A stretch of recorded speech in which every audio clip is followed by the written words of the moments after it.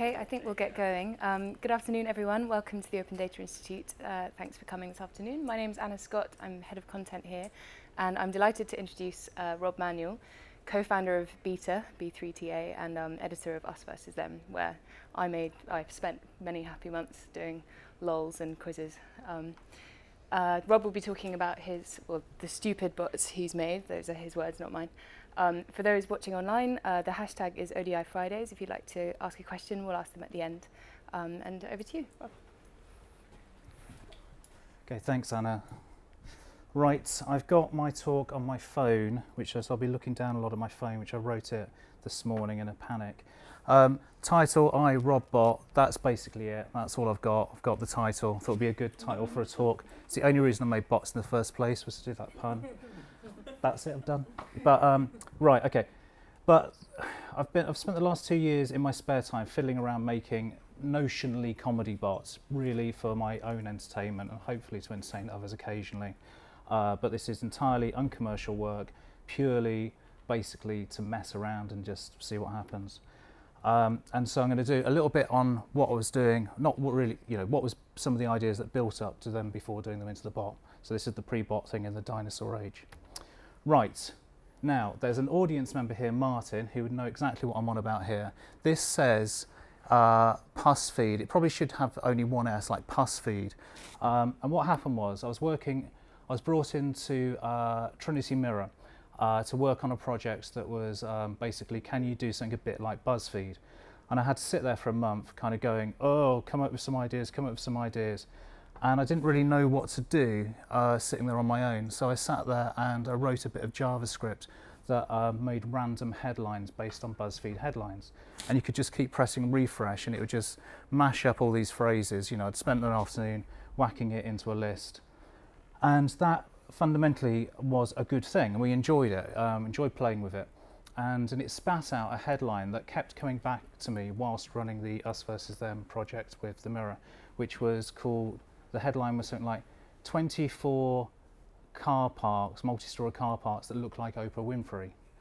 And this always seemed like a good line, and it kept coming back in the team going, why can't someone write that article? And it was like, well, you can't write the article, it's just a joke, you can't actually ever do it.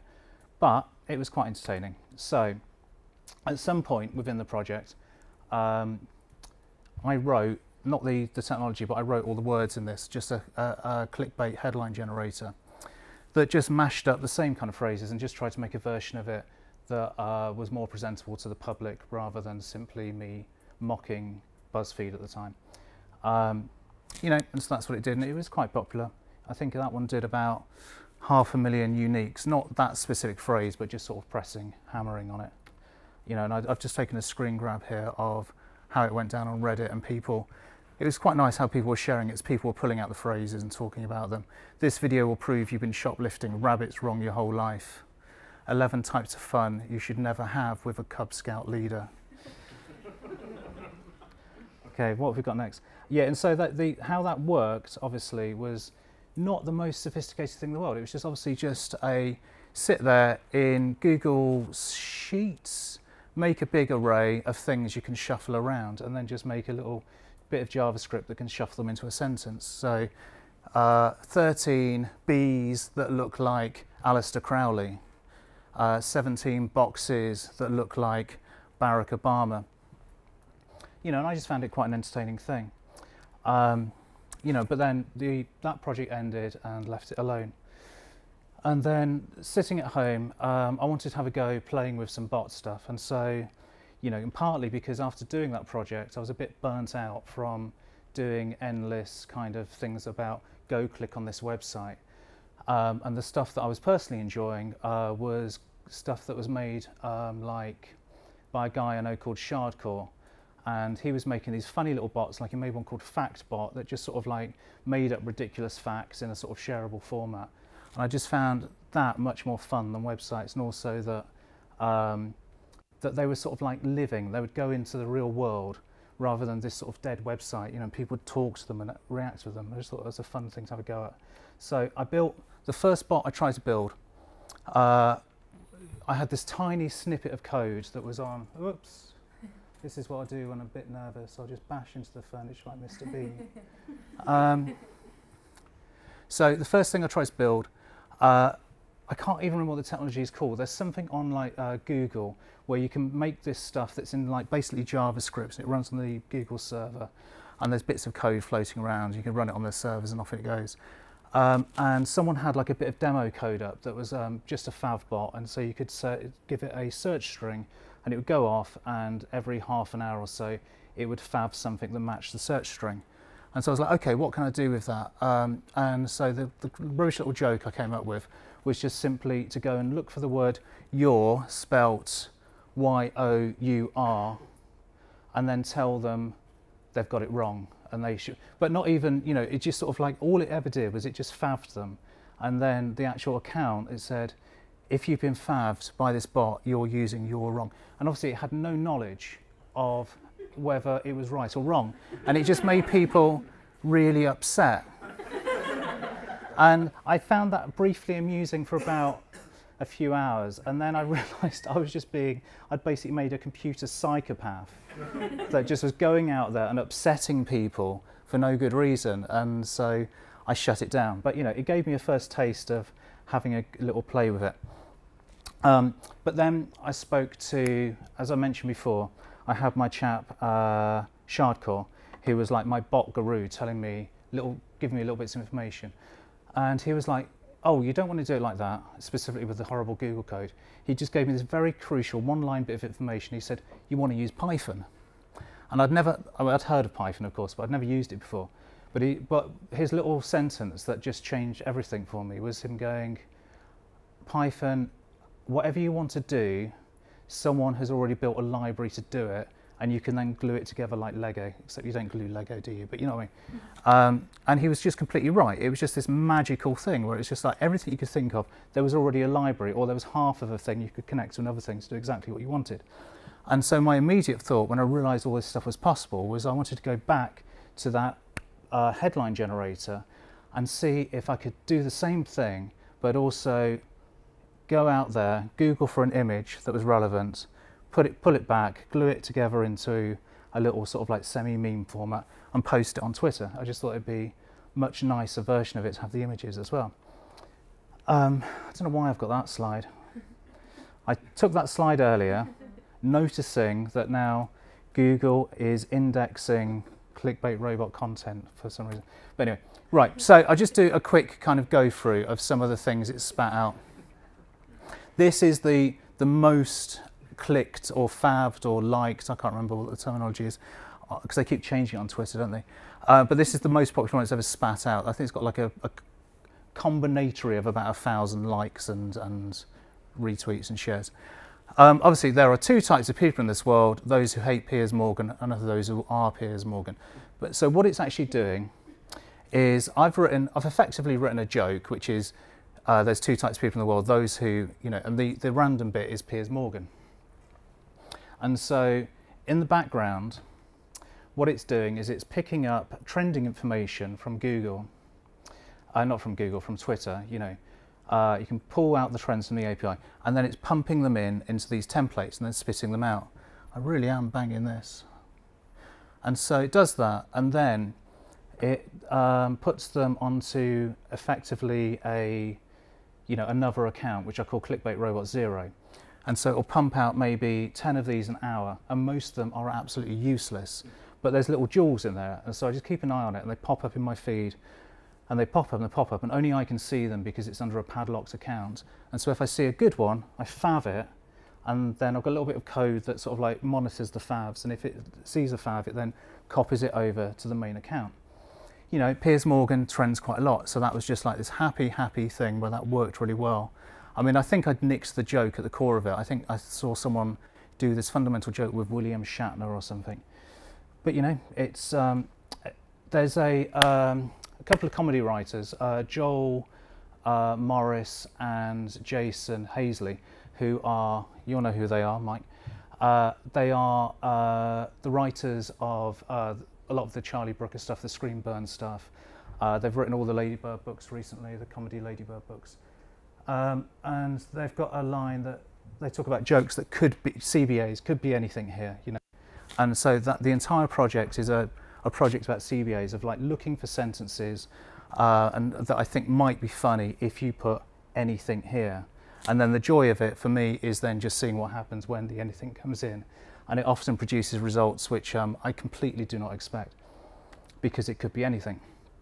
Adolf Hitler is the most likely next Doctor Who, and here's why. Yeah, maybe, who knows? You know, and to be honest, you know, there's another thing that's going on as well, is like having it working off trending information is fine, and it does do that, but I also, after a while, got bored of that, and so I've got another system in there that's rigging it with just names I find funny, and so it's pumping that into it, but I'm not choosing it to go Adolf Hitler. I've got like a list of, I don't know, 1,200, 1,600 names that are just pumping in randomly at times. This spider has spent over $200,000 to look like Jeremy Corbyn. It's just a nice sentence, isn't it? My incompetent code can't cope with pound signs, so it's all in dollars. Mel B quits as leader of the Conservative Party to spend more time eating supermarket hams. I was quite pleased to see this got a retweet from, oh God, the guy who's Vic and Bob Mortimer. And you know, it just seemed very up his street, and it seemed very right that this random piece of content went out there and found Bob Mortimer. Nostalgia Sunday, share if you remember what this is used for. You know, a could be anything joke. You know, I've got a list called Stuff, and it's just got, you know, maybe 2,000 mundane objects in it. And it is the more mundane the better that work for these things. You know, I mean, by this point, I'm just sort of like, you know, at the start of it, I was like, I had this thing, oh, it's got to be a joke about clickbait, but now it's just any old stuff that people might share on social media kind of thing. And so endless kind of shareable content things get pumped into this. Michael Gove, the rumour that I pushed 86 bread and butter puddings up my rear are incorrect.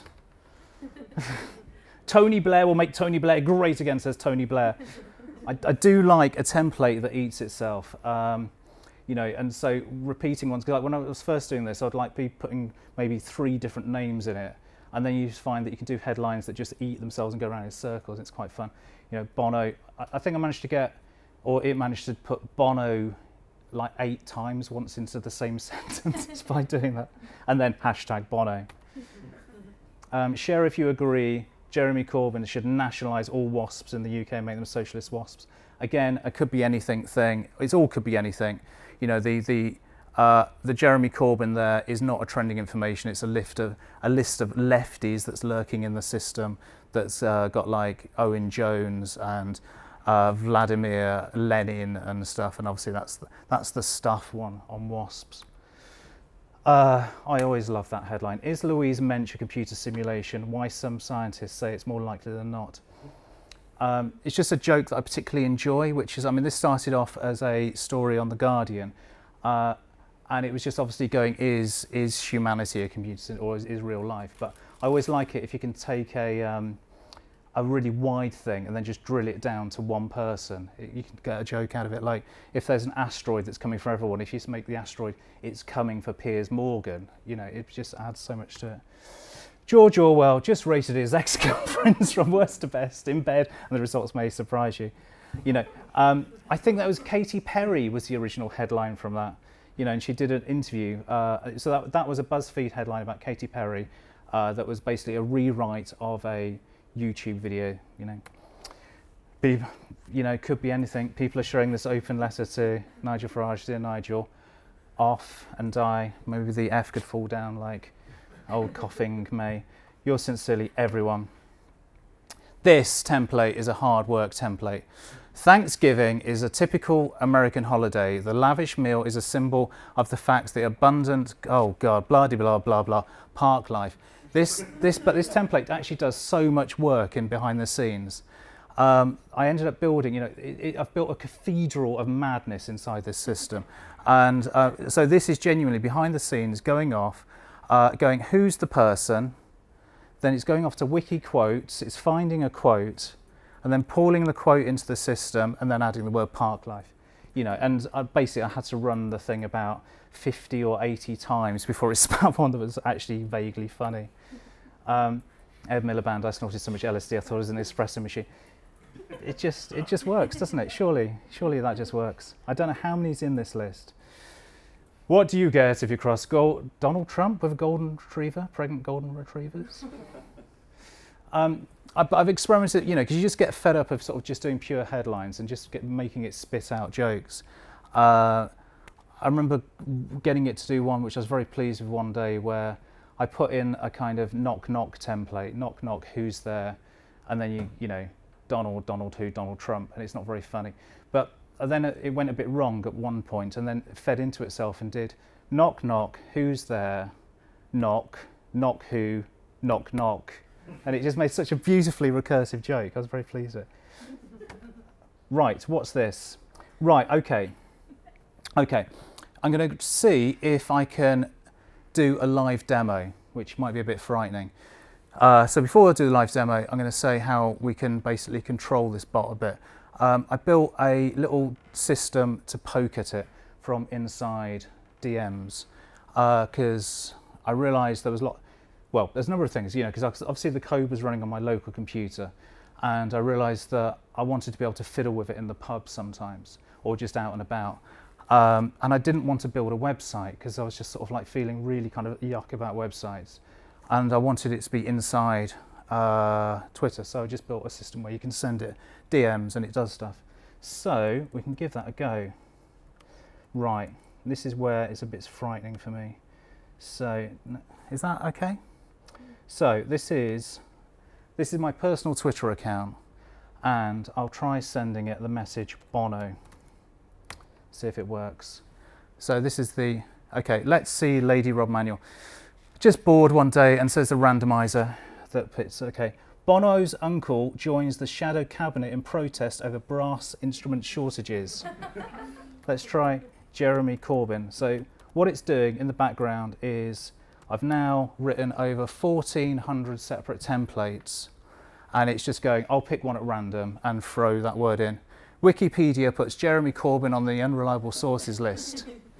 Right, and so, but also I can send it sort of arrays of words. So if I send it bungle with underscores, that should give it pick from a random list of kids TV. Share if you like sharing photos of Shaun the Sheep. And so lefty might work. And this, you know, the aforementioned list of left-wing people. Greetings, Lewis. What have we got? 17 Savage, Derek, Degsy, Hatton, Burns we still haven't recovered from. That is definitely a BuzzFeed headline that I nicked. We can do underscore Hitler, which is a list of bad people. Because like, in terms of, it might shock you that I'm saying Hitler's bad, but stay with me. I'm just saying it was just a handy way of describing some bad people. Apparently I think Jeremy Clarkson's bad. The Labour front bench introduces the Jeremy Bill to make it illegal for Jeremy Clarkson to delete his tweets. So that is obviously started out from a Donald Trump one. Okay, so there's lefty, there's Brexit here. Okay, Brexit here. And that will be obviously like Theresa, you know, just very load of Tories, something like that. What's it going to spit out? Come on, spit something out. Hello, Rob. Liam Fox's vanity is bad, but snorking about his love handles is far worse. That was a Guardian headline. It really was. But, you know, the point of this is not really to take... I'm not actually mocking headlines specifically. I'm just playing with them. It's a fun, short lump of content you can just mangle around and have fun with. You know, it's not basically satire. It's just playfulness.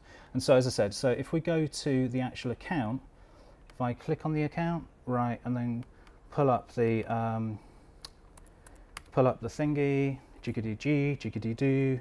So that's all the ones, and I could approve one of these. So, shall we take a pop at Jeremy Corbyn, or do we like Jeremy Corbyn at the moment? I can't remember. Oh, I'll just approve the Corbyn one, even though. So I've put the little heart on it, and in theory, it might take like, yeah, there, it's already there, it's gone live. And so then we can see in a few mins how, if that gets any retweets or likes. But, you know, it's largely a toy to entertain myself. But, you know, you can also completely, right, if I put a 0, no, so if I put a 1 and then Bono, that should use template 1. And template 1 is the things that look like X template. So it should go 15 sausages that look like Bono, I think. Come on, work, work, yes. 39 Sussex pond puddings that look like Bono. It worked. So, right, now, this might not work, which is that I was going to say get a suggestion of a person from you lot, but it might not work, and it's going to be a bit bad if it doesn't work. But one of the problems is this is unsurprisingly, to get the images, I'm not going to say exactly how it's doing it, but it's doing bad things to get the images, and it's very unreliable. And so to make it work, I had to put in a caching system that just basically stores all you know, I don't have, how should I put it? I haven't made a list of images, but every time it searches for an image, it stores the data of it. And so it sometimes works, it sometimes doesn't work, we'll see. So has anyone got a name of a person? Keith Chegwin, we'll try it. But I said, yeah, it probably won't work because it's Chegwin, we'll see. And theory, hello, Wing Commander Manuel. The stupid kind of addresses, they were all taken off the Harrods website where it had the drop down of going, you know. Come on, do something, Keith Chegwin. Okay, just going to send it another command, trends. Come on, yeah, it did work, except it scrolled off the screen, so I gave it another command there. There we go. 19 nail files that look like Keith Chegwin. And it picks a particularly bad image of him without eyes. Of course. What I was actually showing, I accidentally showed there was trends. So that's like a little thing you command to send it, and it tells you what's trending. And then you could like click the search to see what that means, which is quite nice. And in the past, you could click the second one, and that would pre-fill a little command to go, now make some clickbait about that subject. But then Twitter turned off the function a couple of months ago of being able to start, do DMs by starting DM, which was very sad and depressing. It was a sad day for me. And I looked up the developer who, I worked out who'd got rid of it, and I explained what he was doing, and he was like, well, that's a use case I've never heard of. And that was that, so he wasn't interested. Right, so we need to go back to the old presentation, doodah, present. So that's all on screen, that's cool. So that's demoing the old, what we can do behind the scenes. There's just like a tiny subset of like the horrible templates. There's a load of stuff in there. There's literally over 1,400 now, which is far too many.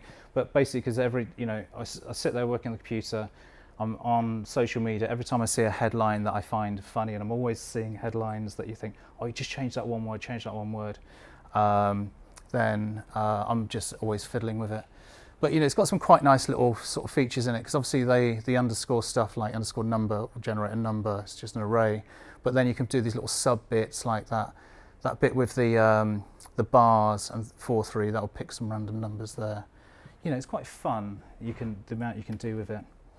Right, anyway, so did all this stuff, glued it all together, and one of the reasons I was wanting to do it, no, there's no good reason for wanting to do it, but there was this awareness that if you built together the tools, you'd be able to then do other ones too. And so I think Swear Clock was the first one I did outside ClickbaitRobot, but it's built on the identical code. I mean, it's not even just built on the identical code, it's the same code, it's the same iteration of that, it's the same instance of that code. It's just that you can literally give it a number of ini files and then poke it, and it will just, it'll just do different stuff. And so this one obviously just tells the time in a sweary way. But one of the reasons I wanted to do it was doing the ClickbaitRobot project. There was so much moderation. It's like it's constantly poking it and checking it's not doing anything terrible. Oh, that was a bit I wanted to mention. The reason it has the moderation kind of like level is partly to keep the editorial standard okay, but secondly because it can do some really terrible things. Because if you add trending information to templated headlines, it's going to create bad things sometimes that in something that is meant to be a jokey, light-hearted thing. You don't want it basically when, I don't know, there'll be a child's killed or something, and it'll be putting that in the middle of the most silly BuzzFeed headline. And so it's to control that. And so I I think when I launched it, I didn't have that in place. I had 2 days of absolute anxiety waiting for it to do something terrible. And then there was like the Paris attacks. I was like, okay, I need a moderation system now, you know, because it will spit out mind-bending stuff.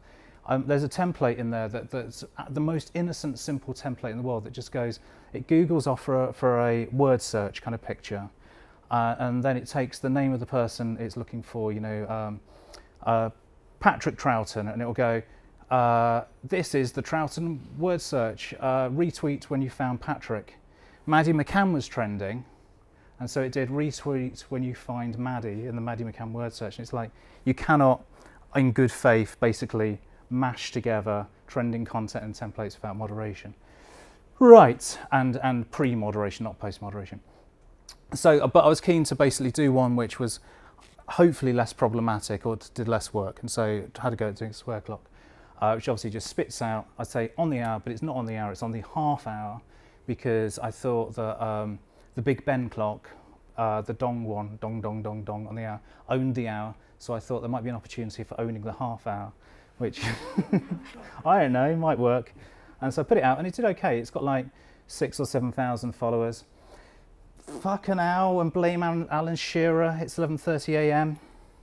It's got some terrible, terrible phrases in there. But they're mostly, okay, but there's a mixture, because there's like some, you know, where it says, shit, Jesus is better than kind of Bible. I didn't really say that. Where it's got that, that's basically from asking people to fill in a Google Sheets, and I got like, I don't know, 500 phrases thrown in.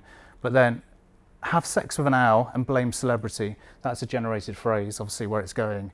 Random animal, random celebrity. But, you know, it's quite fun to do. So, but, and that's the template that creates that. So, but it's quite nice that it can now, whereas like the ClickbaitRobot project, it's this constant feeding it and constant work. That was like, I don't know, one Sunday afternoon's work, and I haven't touched it since, you know, because that's the entirety of the template, and it's done. You know, I could do more to it if I wanted to, but it chugs away, and it's quite happy, and it picks up followers. It got on Radio 4, which I was quite surprised by, because it was like, of all the projects you'd think no one would ever mention it, kind of thing. But there it was, it got that, it got into the Metro. You know, people like throwing clocks. I did a, I haven't got the URL to hand, I did a quick version of it as well, talking to Amazon Alexa, or Amazon Alexa talking to it. You know, which is really quite easy to do. You know, just take this lump of stuff and get it to spit out the thing. You know, so at home, I can go to my Alexa, if you call it that, or Echo. I can go, Alexa, what's the fucking time? And then it will spit out, you know, whatever it would be. So shit would be excrement on a stuff. Excrement on a Commodore 64, it's 5:30. You know, it works quite well. It's quite fun, and my kids have found it very, very amusing. But it has also alerted me that the Amazon Alexa, they beep swearing, but you can actually get around it very easily. If, you know, because it will go beep beep beep beep beep beep. But if you sort of like compound the words together without spaces, so if you put shit fuck, it would go beep beep. But if you remove the space, you can get around it, which is an important hack that we can learn today. Right, and so doing that, right, now which one was this one? Has Theresa resigned? You know, so having those couple of bots that are not exactly taking over the world, but, you know, it's created a minor little thing where people now are poking at me and go, do a bot about this, do a bot about this. And so I was pressured into doing, has Theresa resigned? I think I've got the thing there going, petitioning Rob Manuel to make has Theresa resigned bot, possibly merge with swear clock. You know, and I literally did do it in like half an hour or something. My partner was, I was meant to be going picking up my partner having laser eye surgery, and I managed to get it in that half an hour before going to pick her up.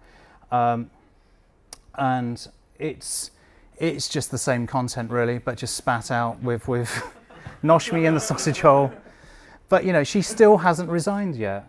You know, and I genuinely thought when I did it, it was just like, get the joke out quickly, and it'll be done in 3 days, because like, how can she survive holding an election and then, you know, well, not losing it, but, you know, losing her majority.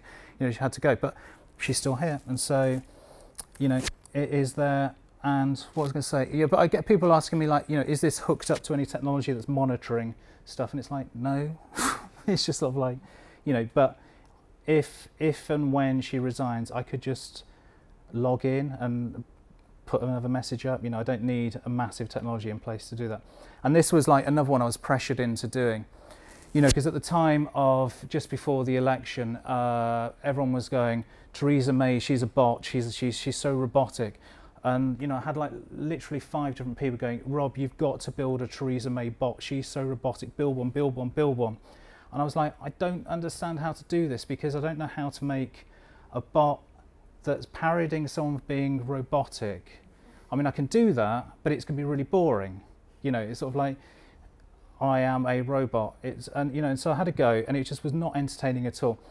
And so I ended up, just out of desperation to try and make it funny, just like threw in loads of swearing. But I found it sort of like taught me something a little bit, which is the core of it. I just didn't want to do it, and I did a bad job of it.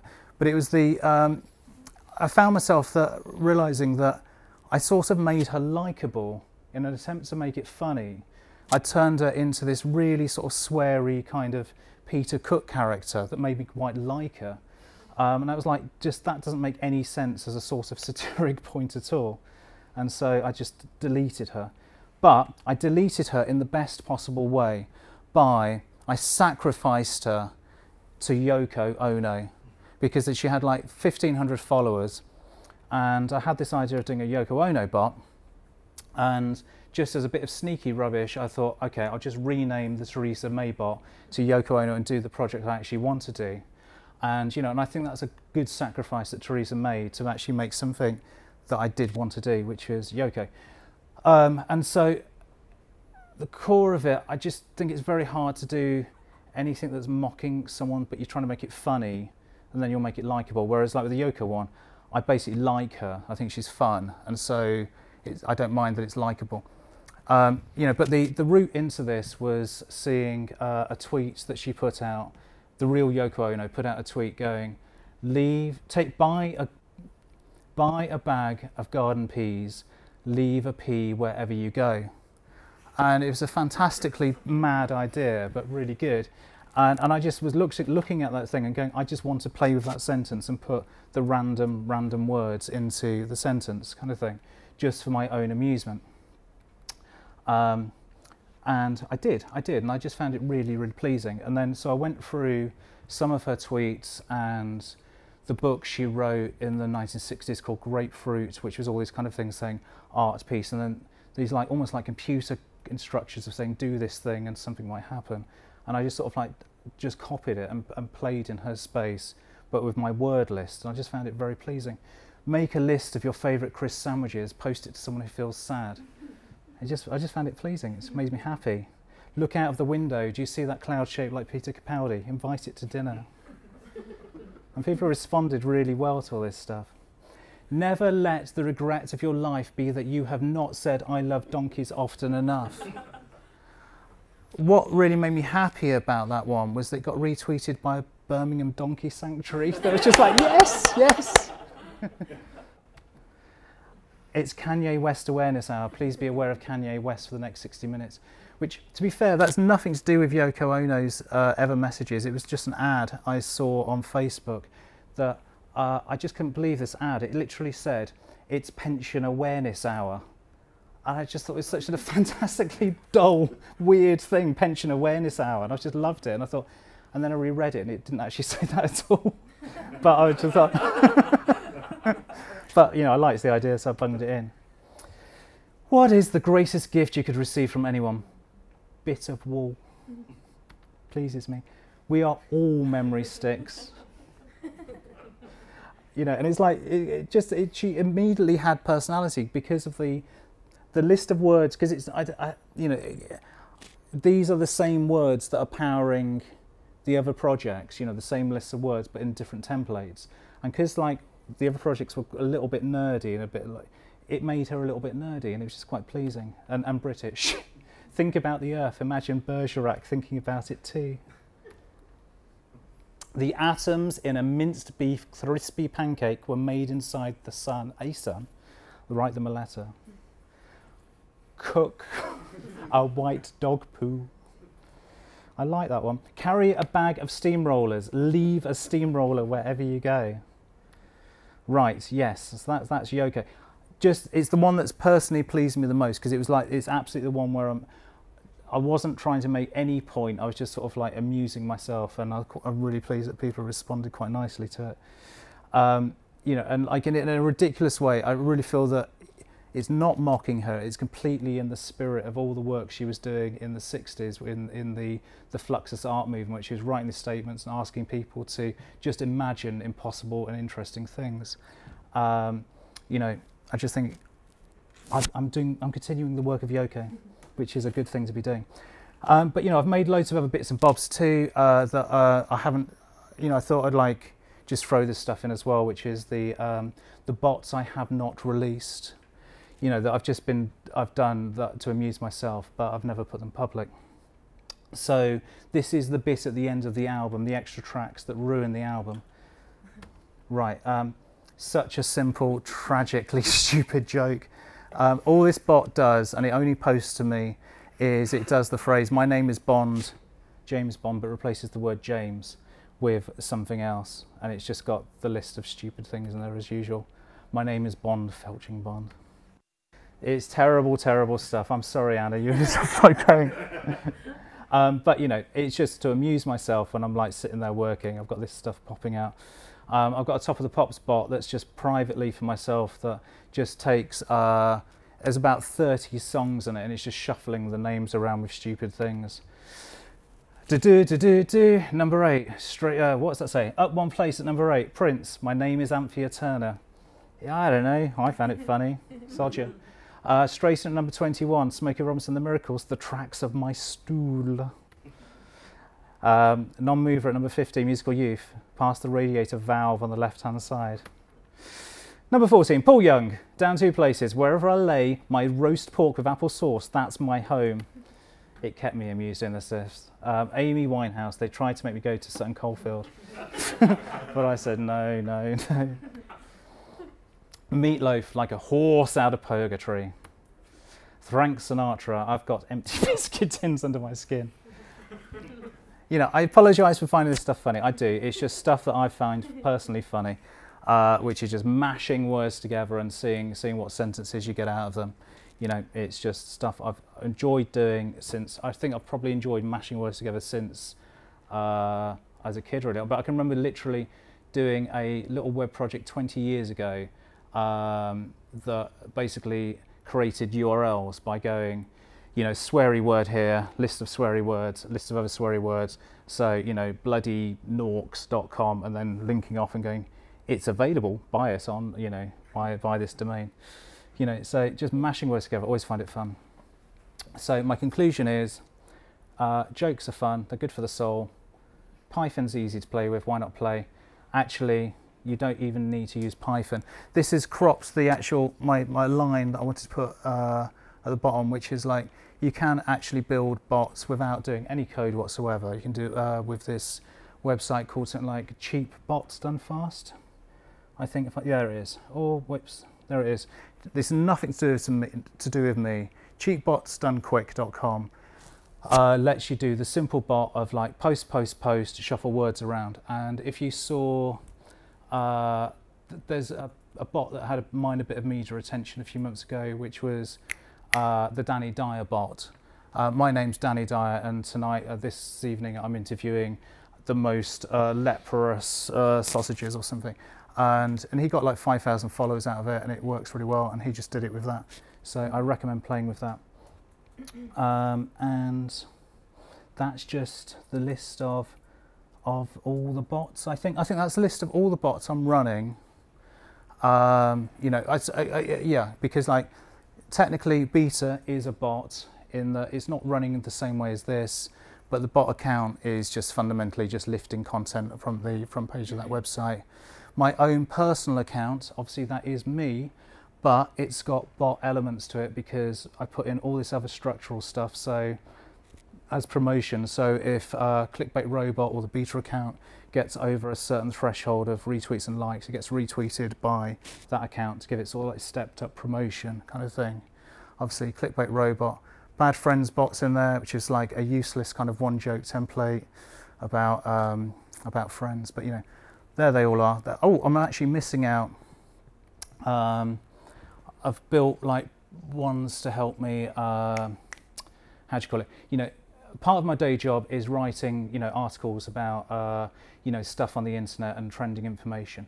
And so I've got this a suite of bots which monitor Twitter and then post sort of like interesting stuff, just simply by having a list of like 200 like journalists that are quite interesting, and then adding up what they're retweeting, and then it retweets it to me, and it actually works really well.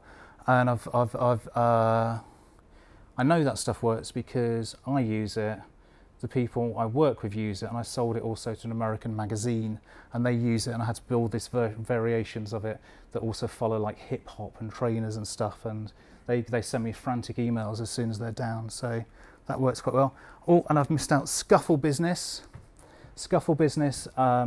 which I might be able to demo very, very quickly, which is just a language one, where you can go, if I go, now what's the command? Scuffle, Wordy, I can think I do it from Wordy. I want to hold your hands. I think that might work. What that attempts to do is shove a phrase through a thesaurus, and it's occasionally amusing. Is it going to work today? Is it going to work? I've got a hankering to dominance your hams. I've got a requirement to influence your fists. I'm longing to dominance your hams. You know, it's quite a fun thing to do, just playing with language. That's Wordy/Scuffle Business. That's the end of the various bot toys I've got. Brilliant. Right. Thank you. Thank you, Anna. Round of applause for all, please. Thank you. We've got one question on Twitter so far. There'll be more, I'm sure. Any questions from the audience here so far?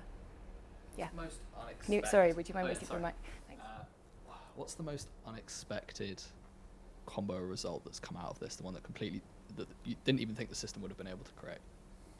I don't know. Or that you found the I most think I mentioned absurd? it. I mean, with the I think I mentioned the Maddie one, because like that basically created a bad taste joke that I didn't mean to create, but was actually a perfect. If you were trying to create a bad taste joke, that was perfectly, because it had the whole thing about Maddie being hidden, kind of thing. Look for her. So that was the one that made me go, you know, and you know, I get a lot of messages from people going, oh, it's uncanny, but you know, a lot of that is to do with the fact of the moderation thing. I'm only picking out the good ones, kind of thing. So, but then you get things like swear clock and stuff, and you get random bits of synchronicity. The other day, at the middle of the Tory party conference, it suddenly went, it's 3:30 p.m. Something, a sexual act with Maggie Thatcher, and it just was like, oh, swear clock is covering the Tory party conference. Great, yeah. So kind of related in a way, from ODI Leeds, have you seen bots being used for good, in inverted commas? And if so, what are your favourites? Well, I'd recommend, as I said earlier, Shardcore's work. He calls with his fact bot. He's done absolutely loads of like proper arty bots as well. He did a really nice one recently where he was kind of going every Trumper, and he found a resource that had like megapixel wide images of people at Trump rallies, and then it would zoom in on an individual face and go, there's a Trump supporter. I thought that was very good. Is that okay? I'm not quite sure it's ethical, yeah. Okay, yeah. sorry. No, it's probably not ethical. But, you know. Yeah. Any other questions? Yeah. So I don't know if you covered it before. Does Yoko require any moderation? Yoko is not moderated, but I've got a kind of like a bit of Reaper code that goes in, and if it has had no interactions of like retweets or favs in about 20 minutes, it deletes them.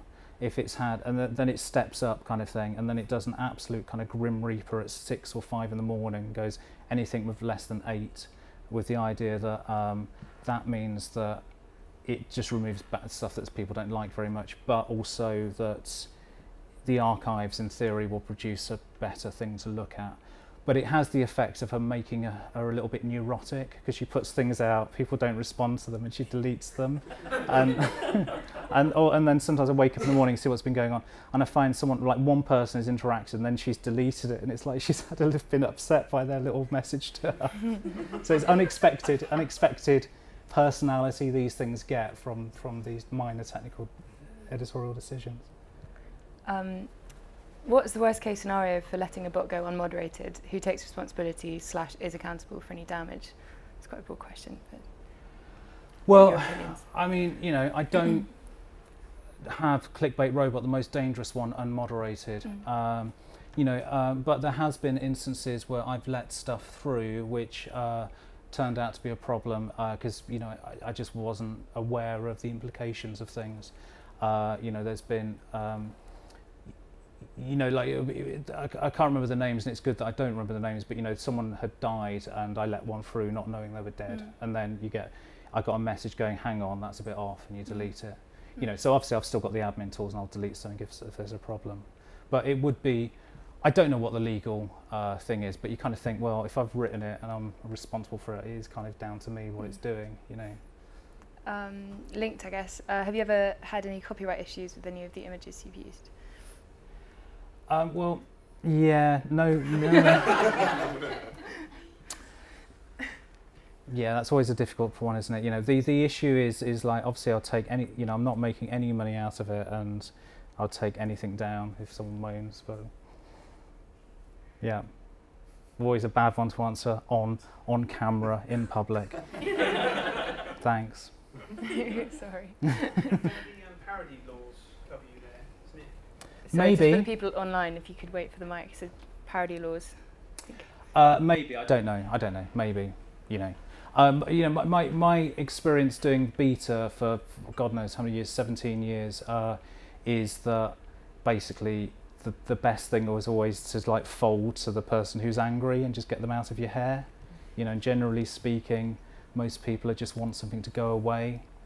And especially if you're not doing a thing that's obviously making a load of money or even any money, you know. But, you know, I remember doing the beta stuff. I remember getting, you know, you get your legal nasty grams like, I remember one that I found quite funny where someone had done this Photoshop of the guy from the Halifax ads. I don't remember his name now. Howard from the Halifax ads. And it was the Who Gives You Extra campaign. And they'd made this 2-frame GIF that sort of implied that the Who Gives You Extra with pelvic thrust was Howard, and he was giving you extra. And that image was apparently shared widely around Halifax. To the amusement of their staff, and then to the lawyers going, get rid of this. And I just like, okay, fine, I'll get rid of it. Another question. Yeah. Have you explored using, so you kind of pile your own word lists and things into it. Have you considered using APIs to get data from other sources?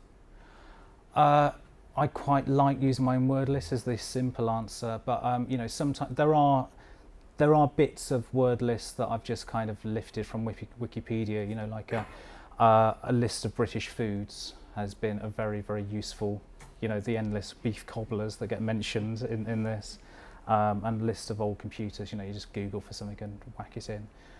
The thing I'd really like, and I've not found a good way of doing it, is, you know, because it's quite fun to bung words into a thesaurus, but the bit I'd want, and I've never quite got it to work, is like is to get the category kind of thing. So if you go, it'd be great if I could get the word sausage and it could go look it up and go, oh, that's a British food, give me other British foods, rather than going wiener, you know, and giving you direct. You know, that would revolutionise my attempts at internet bot-made comedy if I could do that. So yeah, someone solve that for me. We're actually quite short of time. I think probably one more question, if there is one. At the back, yeah. Hang on. Have you spoken into like real life comedians about what you're doing? Because I tried to get a stand-up friend to come with me today, and he said, I don't want to meet the man who's going to compute myself out as existence in the future. I've got. He didn't want to be automated with this response. Well, okay. What I'm doing is I'm not automating comedy. I am pouring my own ideas for comedy into a system that's not automating it. It's just sort of, I'm effectively making a writing partner that's code kind of thing, you know, and it's like, and it only exists in this relationship with me. I don't think he's got much to worry about, you know, and especially it's also, it's nothing, I'm not doing any AI stuff, but I've got quite a few friends in the comedy area, you know, stand-up comedians and writers and stuff, and they are, I'm not saying they love what I do, but they're quite interested in it because fundamentally they're doing the same thing, which is, you know, they generally sit there with a pen and paper or a computer screen and shuffle words around, and I'm just doing the same thing as they're doing, but using arrays and JavaScript. You know, it's very, very similar to, it literally is comedy writing what I'm doing. It might not be funny comedy writing, but it is the same process, but just, you know, done it slightly differently. Brilliant. Thank you so much. I think that's all we have time for. So thank you, Rob, for Thank you. for coming. Thank you for inviting me. If you want to stick around and have a look around at the artwork, which is just put up as part of our Data is Culture program, you're more than welcome to. Next week, we have the Web Foundation coming to talk about AI and global development. And yeah, that's it. Thanks very much.